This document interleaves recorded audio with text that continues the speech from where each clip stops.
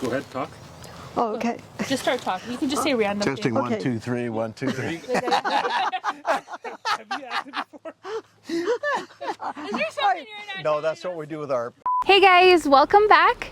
So today we're going to be doing something a little bit different. We're going to have a change of scenery, which is going to be really fun. So we are actually going to be going or taking you guys on a garden tour that we filmed about a month ago, and we just haven't had time to edit through the whole thing because we had so much footage to go through. So we shot this about a month ago, and we wanted to start a new series on our channel called like Meet the Gardener or Meet the Farmer, just because we've taken you guys on so many, like, well, not so many, but we've taken you guys on some garden tours of like Swan Island dahlias, which we're gonna go again this year. We've taken you to Adamland's peonies, we've done Shriner's irises, and although those places are so magical, like there is something so special about going into someone's garden and like their own personal space and see what they've created, and you know, they did it themselves. So it's really personal, I think, and it's absolutely fun and like beautiful to meet new people and again just kind of learn about them. And so the way this happened, or the way we came up with this idea,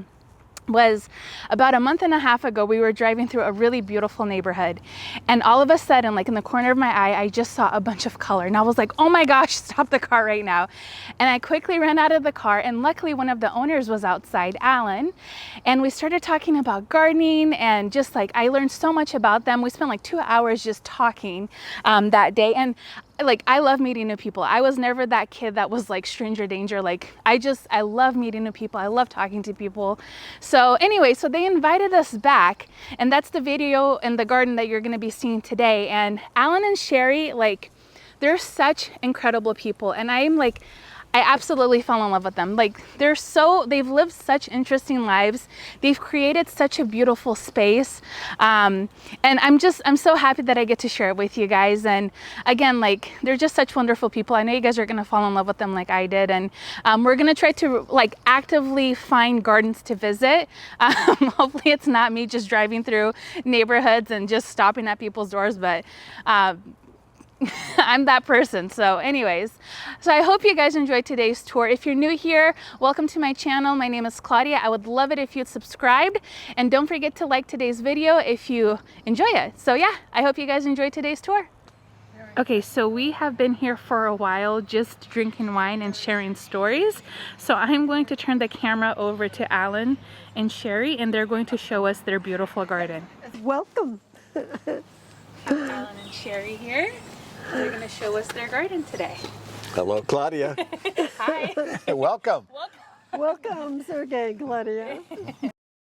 This is where we enjoy experimenting, because this is the way it started out, is just doing it and then learning, along with getting a lot of good advice from good neighbors. And we've been here for a lot of years, so we've had a lot of good mistakes that you make and learn from them, and so we're the experts in making mistakes. And his mother was a tremendous help. She was our walking landscape encyclopedia. Yeah, we needed all the thank help God. we could get, for sure. We belonged to the Rose Society through her, and so she'd come down and we'd go from one rose garden to the other. Yeah. But so what we try to do is look at having something going on with each season, and with sequential coloring and experimenting with color. I like a lot of color, and some things work well, and if it doesn't, then you move it around or you move it out. Sheri spent a lot of time in Hawaii, and we tried to do some tropical things here in the Northwest that would kind of remind her of a few things over there. And like the banana trees over here that we have, we've experimented with the banana trees. We started out with just a few of them, and they multiplied, and they have a lot of babies. Mm-hmm. And so we transplanted them, and we probably have over 75 banana trees now. And the Aurelias are above the banana trees here. And it's a nice divider between two property lines. And it's just very tropical, and it's an evergreen. Mm-hmm. The bananas we cut down about waist high in the fall, because when they freeze, they're 90% water and they'll just fall over. So they come back nicely, as you can see right now. They're popping out. That's amazing, because I think if you live in the Northwest, you would never really think to have these tropical Oh, yeah. plants, but they thrive in your Yeah, garden. they love it. And we have one. They gave us one. I'm so excited. And a lot of our friends have bananas. Yeah, we share. There's a lot of babies in the neighborhood. Beautiful. I love it. Very gorgeous. One of the things that we've done this year is to add some of the evergreen roses. So we have a mixture of both. So they offer a little bit more greenery. So this year is kind of an experiment. Okay. But so far they've been hardy and doing well.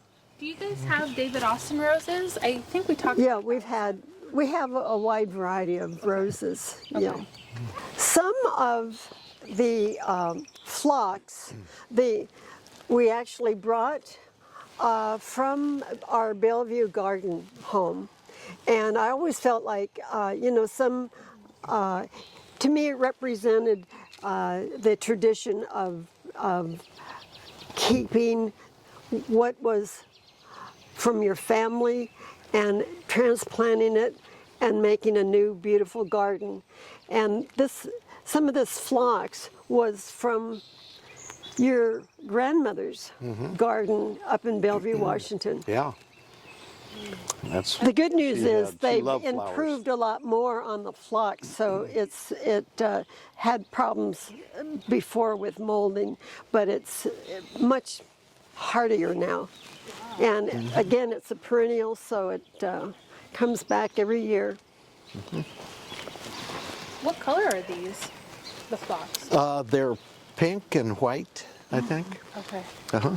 Beautiful. Yeah, we started with the boxwoods along the front to keep the dogs off the lawn. That's how we started with the boxwoods. Okay. And then the boxwoods grew, and we added more boxwood and said, wouldn't it be nice to have a sidewalk with boxwoods? Yeah. And now they're all over the place. And the boxwood is like a frame for us. I agree. I think it just kind of gives you kind of a grounding structure and helps you outline your space so much better. I've personally never been a boxwood person until like recently, and I think after meeting you guys a couple of weeks ago and seeing how you've used it, Sergey and I are both like, we need boxwoods.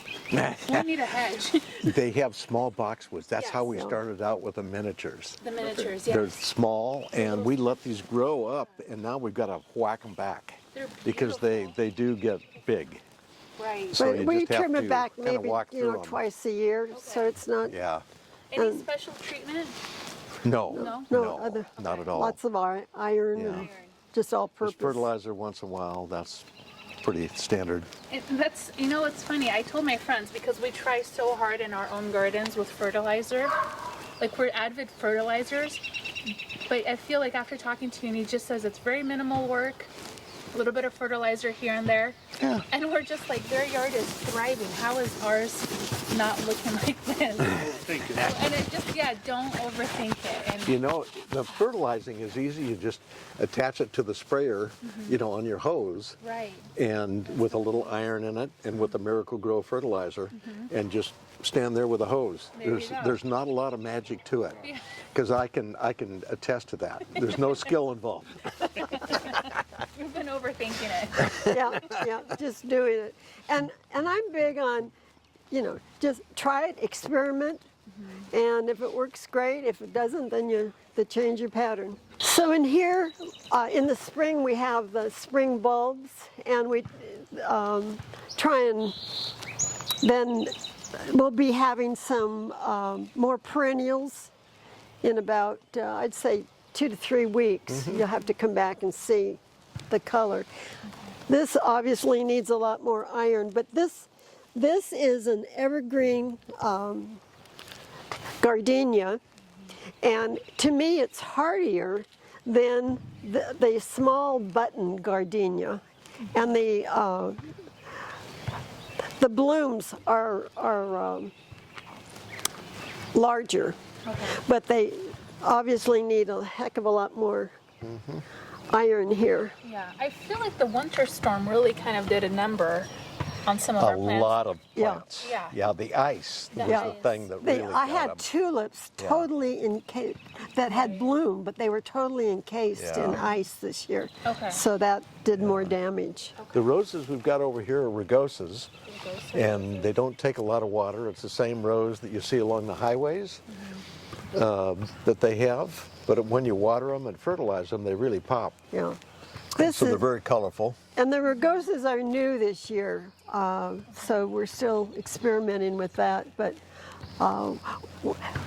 you want to think in terms of, well, what will the garden look like in the winter when things get kind of lean? And that's why with them not losing their leaves, it still fills. We have a lot of hostas in here.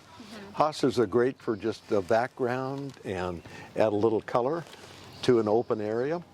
So you can put a lot of hostas in, the variegated leaf. We really love the hostas, and so do the snails. Oh yeah, Oh, do they ever? Really love them. they do. Yes. So we have to heavily bait the hostas with the snail bait. Okay, Yeah. we use Sluggo. Is that what you guys use? Yeah, that kind of thing, little pellets. Yep. Yeah. Okay. Yeah. Corey's is not, we haven't had very good luck with that because when you use the sprinkler, it tends to get moldy. Right. And so the other stuff seems to work really A well. lot better. Good to know. But Yeah, you have beautiful. anyway, this is part of the fun of experimenting. Now these rhodies in front of the house Yep. are going to be transplanted after they're blooming. That's right. That's the only time you cut rhodies or transplant rhodies is after they bloom. Okay. And we're going to put them in the back. We have an area that Because I've rototilled and prepared back there. proportion is too large now for the house in front, but we're going to be using them in the back, and then we'll have mix things up later. What do you guys plan on putting in the front to replace them? Smaller Smaller rhodies. ones? Okay. Smaller rhodies, and I think some of these rugosa roses The too. Rugosa roses? Okay. Yeah, we'll mix that up. And the evergreen, I want more evergreen gardenias. Gardenias? Yeah. I have to show you a very unusual tulip that I found this afternoon. Okay. Sheri planted some unusual things Okay. this last year, and one of them popped up over here. I want you to meet we have two little neighbors over here, and they are wonderful gardeners. Okay. Starting them out young. Yes, and they just come over They and love they it. point, and we cut the flowers, and they get to take them home to mom. That's so sweet. That's so sweet. Look at that. It almost looks like it's salsa dancing. Mm-hmm. Wow. That's pretty. Do you remember the variety? No, No, I don't remember. That's the thing with tulips. it's a yellow I one. know. It's always funny with tulips because I'll plant some and I forget the variety. And then I get questions and I'm like, I don't know. It's a parrot tulip. I don't know which one. Well, the camellia gives us an evergreen background, but it has beautiful fuchsia and pink and red camellias. I love that you guys use camellias because I feel like so many people just use laurel or arborvitaes, but camellias are perfect Yeah. for Yeah, spring. It's a hedge. Yeah, it's a Evergreen, Yeah. it's colorful. They start out so it's like the first of spring. It's like, oh, good, we're on our way. It's happening. Yes, And what about so these chain links are new this year, correct? These yes, little ones? Yeah, yes. these little guys are new. Yeah, we just started out with this one, and I thought, gee, it would be fun to have kind of that allée feeling, and I'd love to have a couple more in the back so you have it going all the way back. But They're the big hanging chain is the kind of the mainstay in the yard, Right. and we kind of put everything else Okay. around it. Yeah, they're such beautiful trees, and we we never thought about these chain link trees until we saw yours. Because we thought they only bloomed for like such a short period, but they're actually holding on to their blooms for a really long time. Yeah, it's not It's bad. a beautiful texture. Yeah. Yeah. And in the back, you'll see one that's really bright because Okay. it was in the shadows and Okay. it doesn't get as much direct sunlight. And so you'll see one that really looks like these were last weekend. Okay, and yeah, last week, or the first weekend we came here, they were just popping with color. We had a large, what kind of tree was that? Was it an oak tree, Annie? What was the tree we started? It was a scarlet Oh, a oak. scarlet oak, red leaf? That we transplanted. I got from a friend of mine who was a nursery guy in Canby. And he said, this is going to grow pretty fast. Okay. And it was a scarlet during the fall It was with the beautiful. leaves changing color. It was absolutely gorgeous. Okay. But this thing took off and it became 50 feet, then 75 feet. And we had to get it out because it was just too big. Okay. So It was taking that's, yeah. So we're going to put some crepe myrtle bushes Crepe myrtles, that okay. will bloom in the fall. over. Okay, that's perfect. That That's kind of kinda what we're around doing now. August or so, you'll have another pop of color. So you guys really do have color all year round. Well, We try that's to. what we try With to the work roses for. during the summer. Right. Okay. Yeah. I mean, and that's hard to accomplish, to have like winter interest, spring, fall, and summer with so much color like you're doing here. And I just wanted you guys to see how Sheri uses color. Like I said, I tend to use a lot of muted colors, lots of whites, but she's really just making me have more confidence in color because color just plays so well against each other. And I think it's an art to do what she's done here. There's so much green in the Northwest. It's Yeah. nice to have something Yep. in there that pops. Yeah, and it doesn't look flat. And I feel like parts of my garden used to look very flat because there was just green, green, green, green. But you just use color so well. With the variegated I want leaves. different surprises at different times of the year, Yeah. you know. Yep. And you have beautiful hydrangeas too. I can see all over. Yeah, them. they come out and they're very colorful. Okay. And you can change So colors on those Yeah, these are the ones with that the red and the blue. Yeah. Is there a specific color you like more? Well, now we painted the house last year blue, so looking at that, we'll probably have more of the pink and purple and mixed with the blue. Okay. But we try to think of all the colors that we're using and the materials as well. Okay. It's like Alan, I love the way he created the arbor with the pink roses, and he mixed that in, I think, with some evergreen jasmine as well. Yeah, The new shoots come off the old ones. The old ones get long and stringy, and so you have to lay them down on the arbor. Okay. And you do with a yard wire. Okay. And just lay them down so you can form it the way you want it. And after a Sure. couple of years, then you get a kind of a clump of flowers. Okay. Is that how you got this rose to be so full on the arbor? So that just took a couple of years. Yeah, you just kind of lay the strands over and tie them, Okay. that kind of thing. Yeah, it's Makes it a little easier. beautiful. Yeah. But we'll show you the. Can you hear the birds? Yes. I hope. You I guys mean, can we hear the birds we on the camera. we try to do a lot of things too to attract the birds and the bees, Okay. because it's exciting to listen to.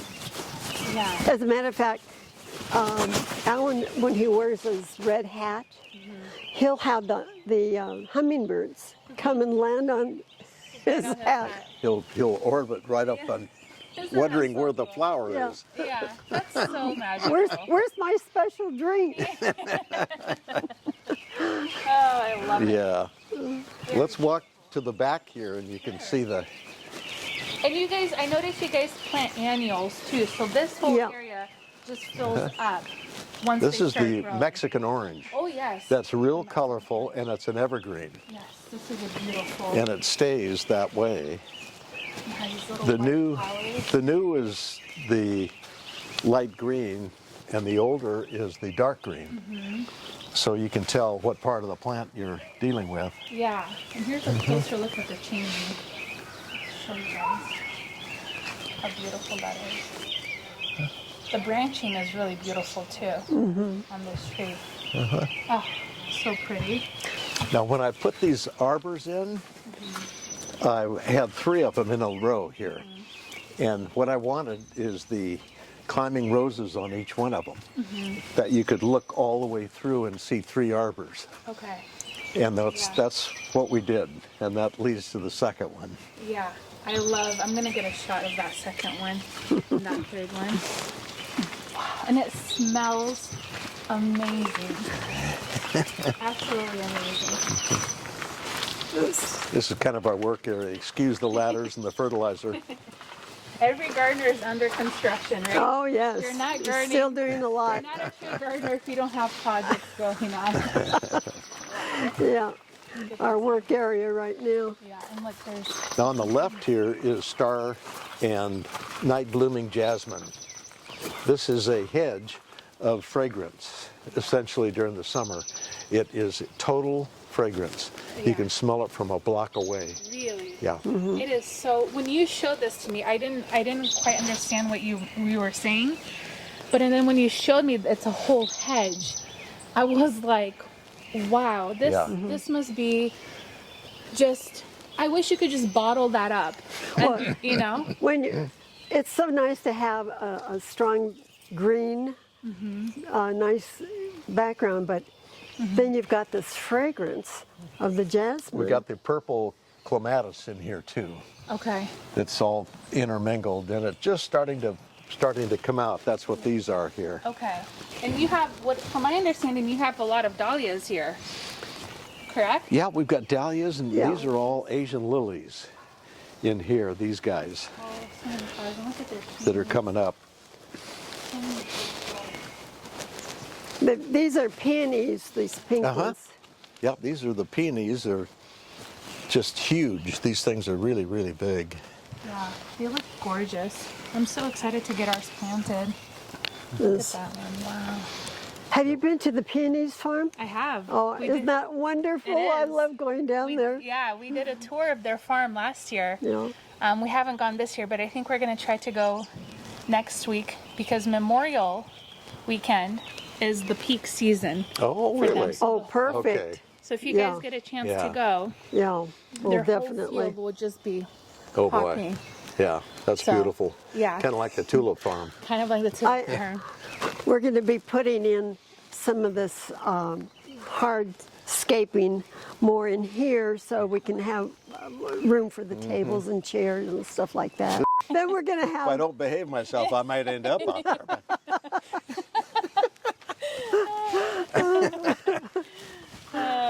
But we've got the Seems a smart Rugosa husband. roses, Rugosa roses up front here. Yeah. So tell me the plan of what this area again. You're going to just put more of these pavers. Yeah, these pavers are going to go in here, Okay. and we're going to have an area where we can put chairs and Got it. Okay. couch and that kind of stuff. Okay. And then it'll wrap around, and there's a patio up there on the back. Okay. Yeah. and then Beautiful. we'll then the have rest of the grass, it'll turf, be grass. grass out here. Yeah. Okay.